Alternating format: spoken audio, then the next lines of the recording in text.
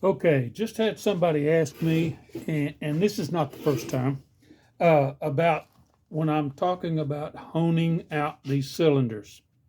And I keep showing everybody this sun honing tool that I use. Uh, and what it is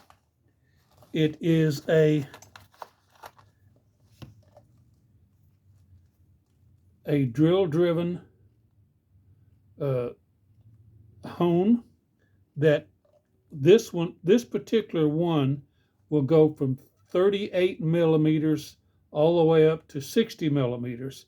And I have another one that goes from 60 millimeters up to I believe 140 millimeters, which is big. Okay, and it comes with different grade of stones.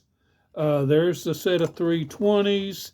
There's a set of 180s, uh, some 120s, 240s. Uh, it comes with a lot of different grit, just like sandpaper, stones. And what you do is when you insert this into the cylinder, and then you start turning this knurled part right here. And as you turn it, the stones will expand until you feel them touch the cylinder.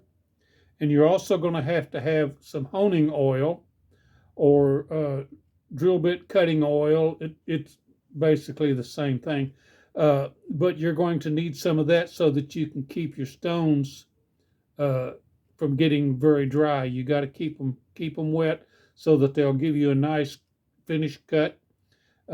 But when you get it set to your initial, you can feel the friction on it by trying to turn the hone.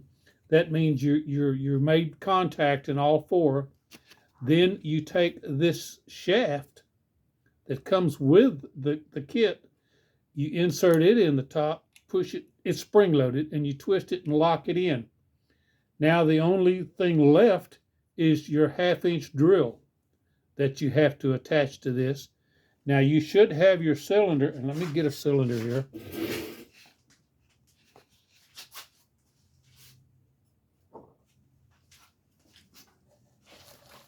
Okay, once you have your cylinder and you have the hone in it.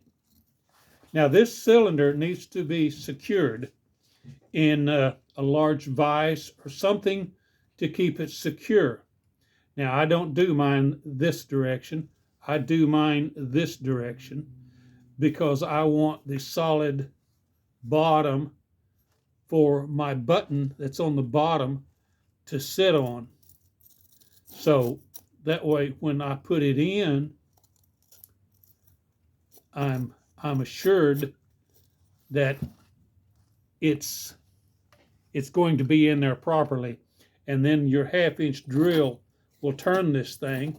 And after you've done it a little bit and you can feel that it's loosened up, then you're going to have to take a little more slack in here and snug it back up. Keep it wet in there and keep honing.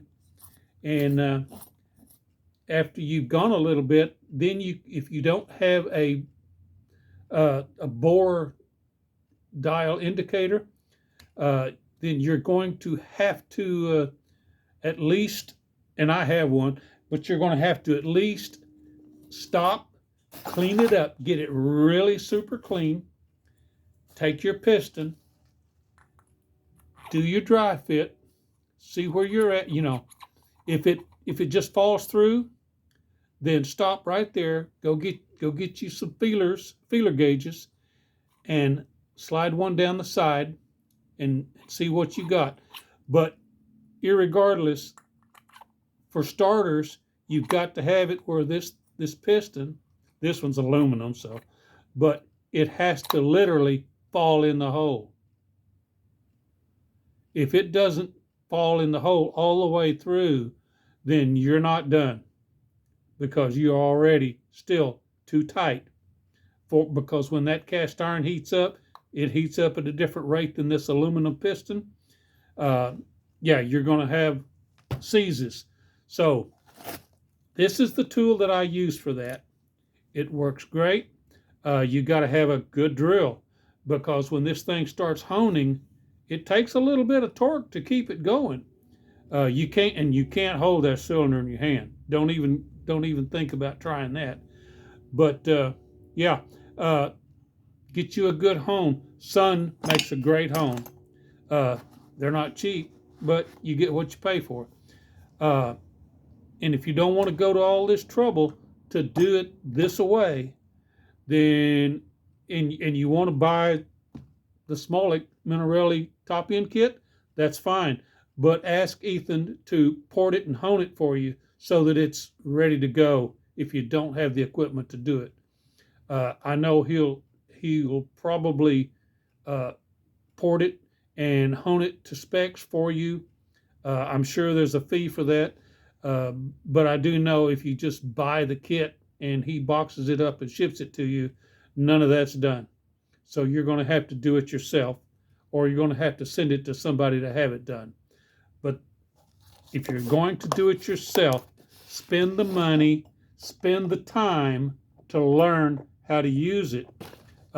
It's one thing to own it and just run the hone in there, but you got to have the other tools to go with it, because if you're expecting to do it right, you're going to have to get the bore caliper. You're going to have to get all kinds of dial indicators, calipers, and bore measuring instruments if you're going to do it right. But this is step one. Good hone it out a little bit at a time. When the piston falls through, stop. Get your feeler gauge. If a 5 or 6 thousandths feeler gauge fits in there between the dry piston and a dry cylinder wall, you should be good to go. But if it only a 2 thousandths, no, you're not there. So, guys, keep all this in mind. I know it's not rocket science, but it's a whole lot more than basic 1 + 1. It really is. Okay. Hope that helps you guys.